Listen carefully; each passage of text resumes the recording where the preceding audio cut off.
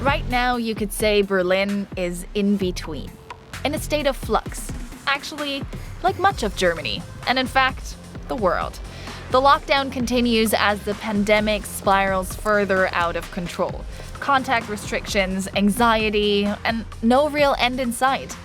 The public and large sectors of the economy are feeling the strain, and traveling remains strongly discouraged. Traveling is far from easy at the moment, and I personally am still very hesitant about taking trips, so I'm staying here in Berlin, in my hometown. And despite all the restrictions on public life, the city keeps evolving rapidly, so there is, even now, a lot to discover. There's a new underground star in town.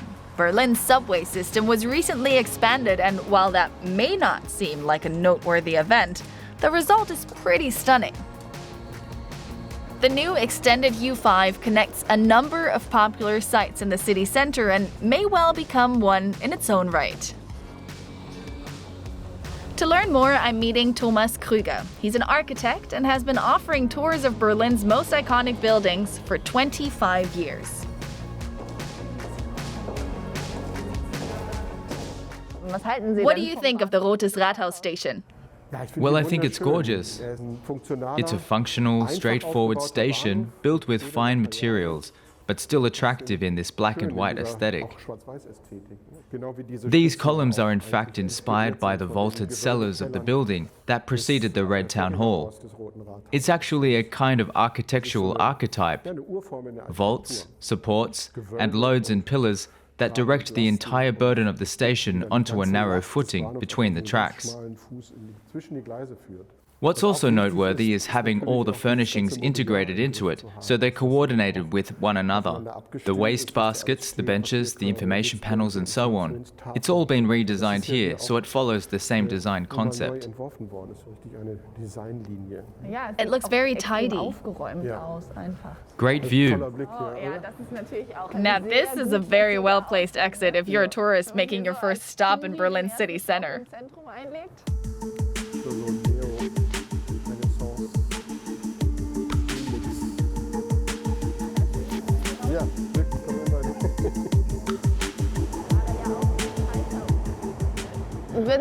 Would you say a ride on the U5 is worth it simply to appreciate the design?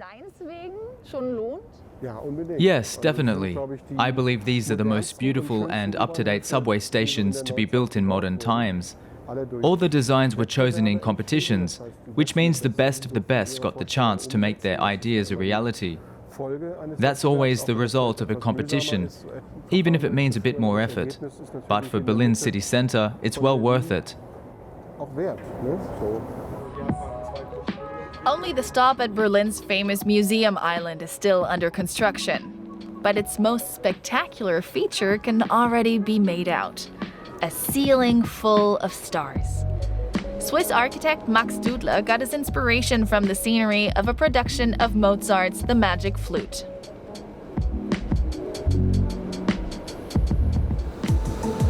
The Bundestag stop was completed early on and has already been used as a setting for movies and operas.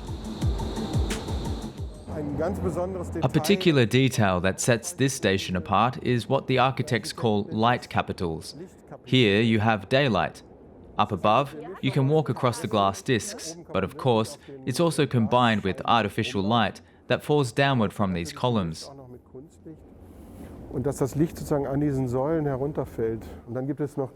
And then you have these spotlights in the ceiling that remind you of stars. It's got something cosmic, even supernatural about it that, I think, you perceive subconsciously.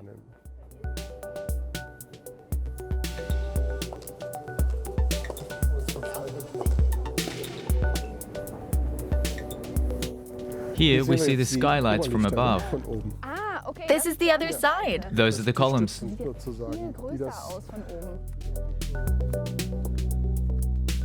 The extension of the U5 took 10 years, cost 500 million euros, and added 2.2 kilometers.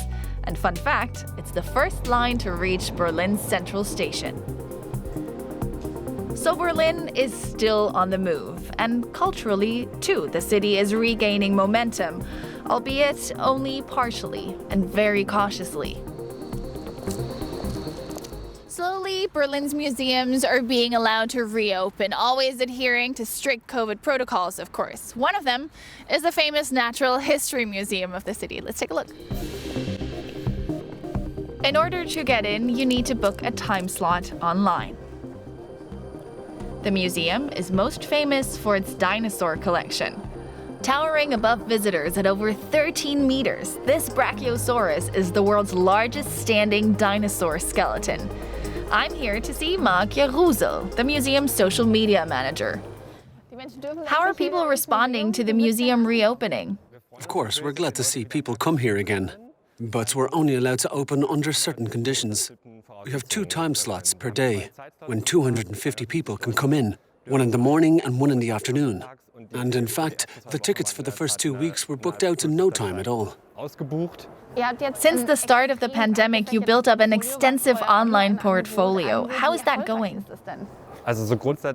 We were already active on social media, but the coronavirus sped some things up. What was added were the live tours on Instagram, a new TikTok channel to bring in, for example, the Generation Zers. And we offered guided tours on YouTube that give users various perspectives on the exhibitions and on the research collections. We also added 2 podcasts, Beats and Bones and Süßes oder Sauer. Dieser Podcast entführt in eine Welt hinter die Kulissen des Museums für Naturkunde. Schließt Räume auf, die den Besucherinnen normalerweise verborgen bleiben. Täglich wird hier das Leben und die Natur erforscht. 30 Millionen Objekte, 250.000 Säugetiere und das Wissen von über 200 Forscherinnen und Forschern. How do you measure the impact of what you're doing?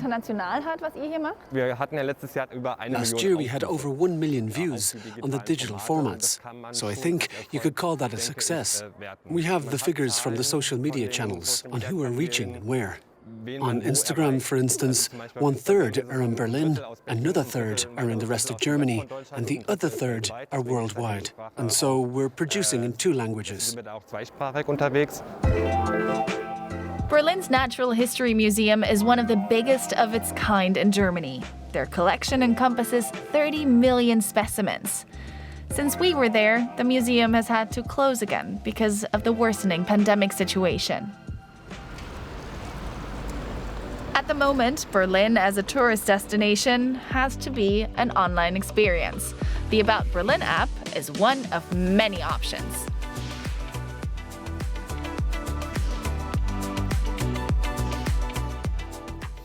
The About Berlin app may not be a lockdown baby, but it really does do the trick if you're yearning for some Berlin in your life. Initially, it was developed as a guide for history-based walking tours of the city. Well, now it can be excellently reappropriated as a teaser of what tourists can expect once the city reopens its doors to them.